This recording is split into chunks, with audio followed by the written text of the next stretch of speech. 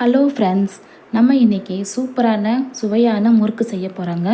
மாவரைச்சி கஷ்டப்படாமல் நம்ம வீட்டில் அரைச்ச இடியப்ப மாவுலே நம்ம முறுக்கு செஞ்சுக்கலாங்க. செம்ம டேஸ்ட்டாக இருக்கும். ரொம்ப பொருன்னு இருக்குங்க அந்த முறுக்கு. கண்டிப்பாக ட்ரை பண்ணி பாருங்கள். இப்போ வாங்க அந்த முறுக்கு எப்படி செய்கிறதுன்ட்டு பார்க்கலாம்.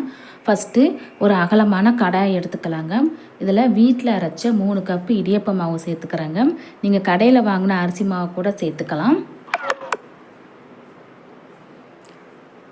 மாவு பிசையும் போது நல்லா அகலமான கடாயாக இருக்கணுங்க. அப்போ தான் ஈஸியாக இருக்கும் மாவு பிசைகிறதுக்கு.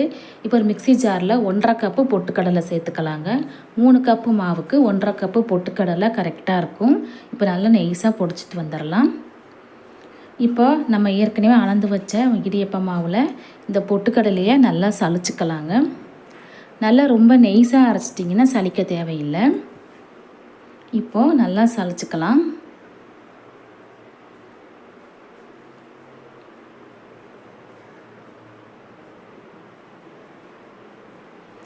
மூணு கப்பு மாவுக்கு 1.5 கப்பு பொட்டுக்கடலை கரெக்டாக இருக்குங்க.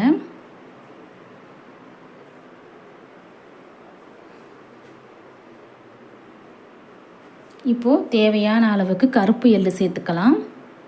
கொஞ்சமாக ஆயில் சேர்த்துக்கலாங்க. காய்ச்சினது காய்ச்சாதது எது வேணாலும் சேர்த்துக்கலாம். தேவையான அளவுக்கு உப்பும் சேர்த்துட்டேங்க. பேக்கிங் சோடாவில் எதுவுமே சேர்க்கலை. நம்ம பொட்டுக்கடலை சேர்த்ததுனால இந்த முறுக்கு ரொம்ப சூப்பராக இருக்குங்க. நான் பேக்கிங் சோடா சேர்க்கலை. இப்போ ஒன்று போல் நல்லா கலந்து விடலாங்க. கொஞ்சம் கொஞ்சமாக தண்ணி சேர்த்துட்டு இந்த மாவு பிசைஞ்சுக்கலாம். மாவு வந்து நல்லா சாஃப்டாக பிசையணுங்க. கடாய் வந்து நல்லா அகலமாக இருந்தால் தான் மாவு பிசைகிறதுக்கு ஈஸியாக இருக்கும்.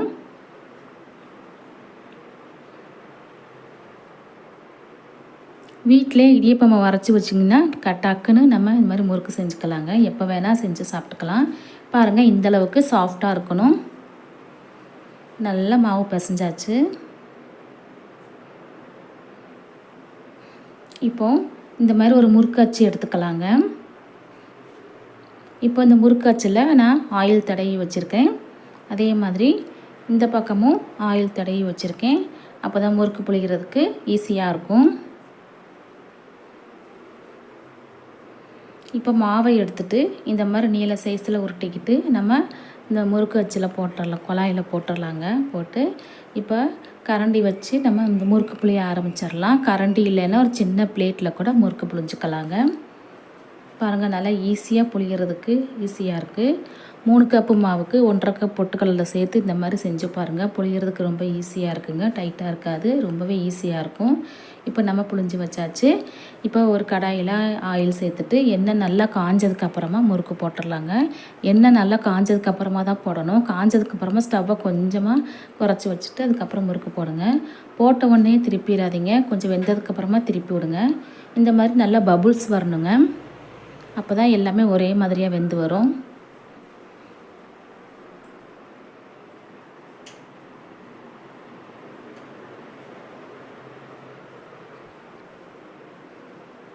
இப்போ நல்லா வெந்ததுக்கப்புறமா இப்போ முறுக்கை திருப்பி விட்டுக்கலாங்க.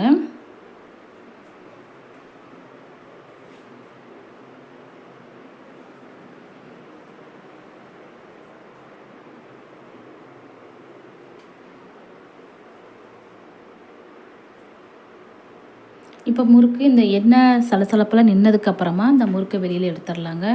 பாருங்கள், சூப்பராக வெந்துருச்சு. இப்போ முறுக்கை வெளியில் எடுத்துடலாம். இதே மாதிரி நம்ம மீதி இருக்கிற மாவில் நம்ம முறுக்கு போட்டு எடுத்துடலாங்க.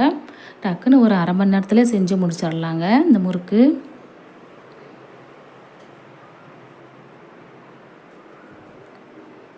கடாய் அகலமாக இருந்துச்சுன்னா ஒரு 5 முறுக்கு போடுங்க. இல்லைன்னா ஒரு 4 முறுக்கு போட்டு எடுங்க. இதுவும் நல்லா வெந்ததுக்கப்புறமா இந்த முறுக்கை வெளியில் எடுத்து வச்சிடலாம். சூப்பராக ரெடி ஆயிடுச்சுங்க.